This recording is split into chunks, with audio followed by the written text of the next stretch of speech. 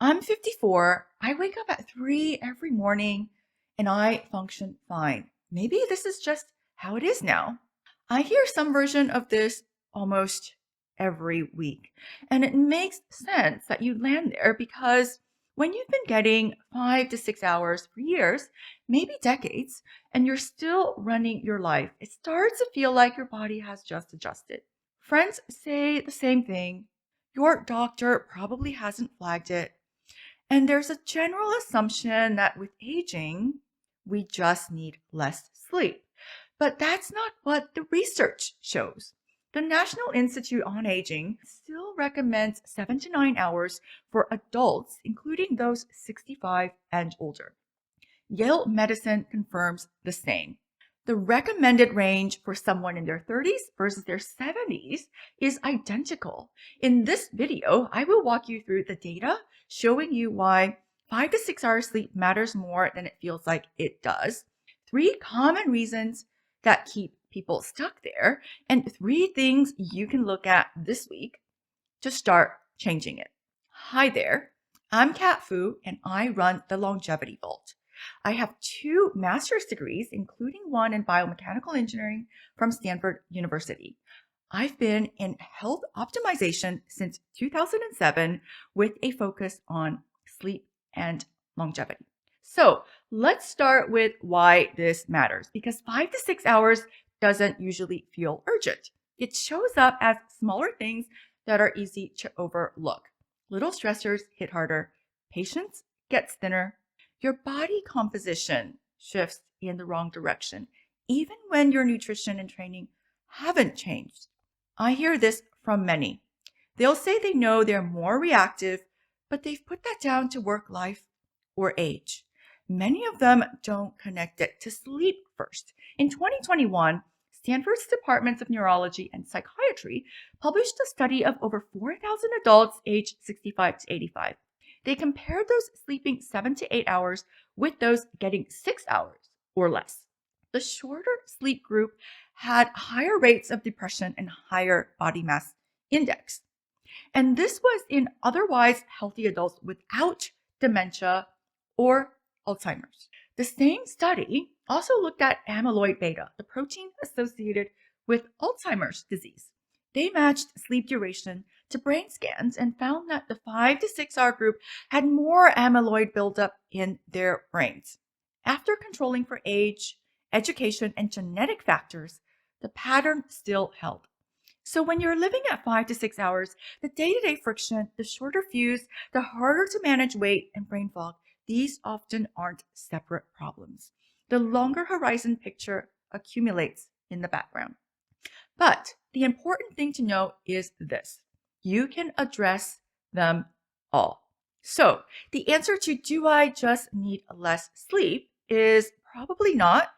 And once you know that, it opens up a different set of things you can do about it. But you might be wondering, why haven't the things you've tried worked? If you're health conscious and if you're watching this, you probably are. You didn't just accept it. You bought the supplement, you upgraded the mattress, you got the sleep tracker. And some of it helped at the margins, but you're still waking at 3 a.m. Here's what I've seen, and there are a few reasons that tend to keep people stuck. The first pattern, a narrow fix that doesn't match the complexity of your physiology. Melatonin is a good example. It can help you feel more drowsy at the start of sleep, but if your challenge is staying asleep, waking at 3 or 4, and not being able to fall back asleep, melatonin often isn't addressing the mechanisms that's driving that wake up.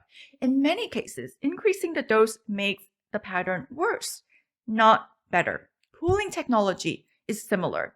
The heat often isn't coming from the environment.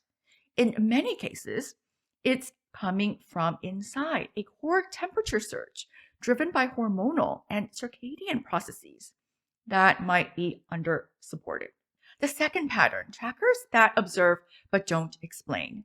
You get a score, you see your deep sleep minutes, you get a color code, but a framework for understanding why your sleep breaks down when it does, and what to do about it based on your age, your hormonal landscape, and the specific pattern of your sleep disruption. That's what's missing. I also spent years checking my own sleep data every morning. The realization that eventually landed, and it's a common one, is that the tracker tells you what you already know, that you had a poor night's sleep, but it doesn't tell you anything about how to address it. And the third, gradual dose escalation. The supplement that worked at 3 milligrams now needs to be 5. The sleep gummy that took the edge off now needs 2. Over time, you're spending more financially and cognitively managing the management. And the core question stays unanswered. Sleep capacity. Your body's ability to produce sleep and to stay asleep is the underlying issue. Most of what the wellness ecosystem offers frames it as a consumer problem. Optimize your setup by the next thing. That's a mismatch because sleep capacity is something you can rebuild and support without relying on an external thing. So how do you rebuild sleep capacity so you can get the restorative sleep you want? Here are 3 things you can look at this week to get you started on a more foundational path to sleep improvement. The first one.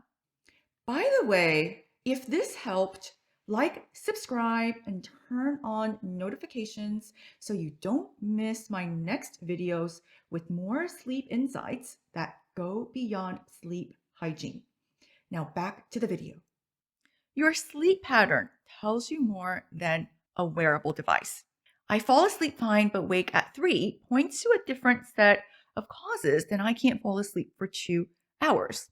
Waking wired with a racing thought is often a sign that your stress response is elevated in that window of sleep. Not being able to fall asleep in the first place points to circadian timing, how your body's internal clock sets the window for sleep onset. Now write it down for 2 weeks. What time you wake wired or groggy? Do you know what woke you up? Can you fall back asleep?